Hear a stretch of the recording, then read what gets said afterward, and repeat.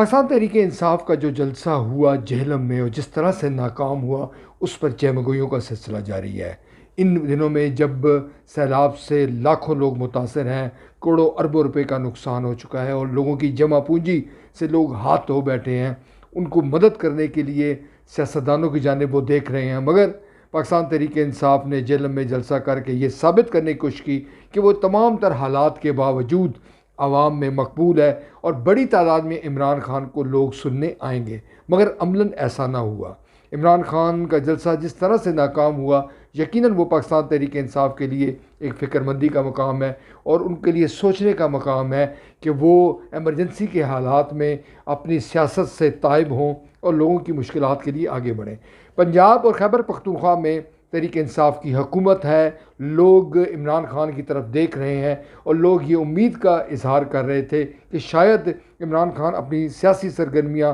हुकूमत के ख़िलाफ़ जो उनकी आज़ादी की तहरीक है बकौल उनके, उससे ताइब हो जाएंगे और आवाम की मुश्किलात के लिए आगे बढ़ेंगे। मगर अमलन ऐसा नहीं हुआ। नाज़रीन, जो जेहलम का जलसा था, जिस तरह उसमें कुर्सियाँ खाली थीं, लोगों की कम तादाद थी, मीडिया ने जो कवरेज की और ख़ुद इमरान खान ने जिस तरह से फवाद चौधरी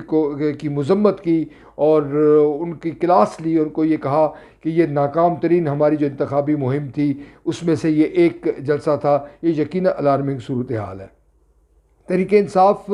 के जो सरबराह हैं, जो चेयरमैन है इमरान खान, 2010 के ज़लज़ले में उन्होंने जंग ग्रुप के साथ मिलकर एक लाइव ट्रांसमिशन की थी और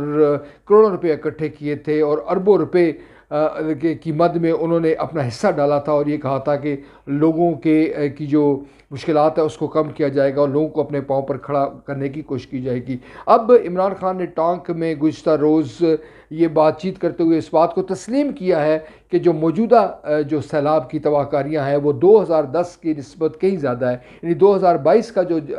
सैलाब है वो 2010 से कई गुना बढ़ गया है और इस वक्त ज़रूरत इस बात की है कि तमाम जो लोग हैं वो आगे बढ़े। एक सवाल के जवाब में इमरान खान ने यह भी कहा कि वो भी क्लियर नहीं है कि वो लोगों से इमदाद की अपील किस तरह से करें। सवाल ये है कि क्या एक रहनुमाई के मनसब पर जो शख्सियत मौजूद है उसको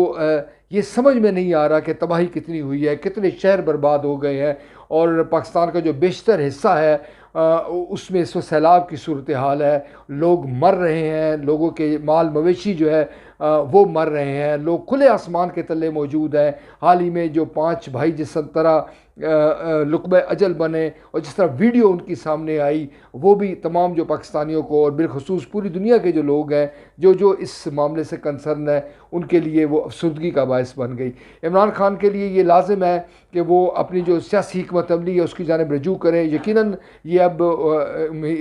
कहा गया तहरीक इंसाफ की जानिब से कि इमरान खान मुतासरा इलाकों का दौरा करेंगे, उनकी मुशात के अजाले के लिए आगे बढ़ेंगे, मगर ये काम उनको पहले करना चाहिए था। पंजाब और खैबर पख्तूनख्वा जहाँ पर उनकी हुकूमत है उस पर वो फोकस करें और ये तासुर ख़त्म करने की कोशिश करें कि जो इमरान खान की जो हिकमत अमली है वो आम आदमी से उसका ताल्लुक़ नहीं है और वो ऐसी सोच रखते हैं कि वो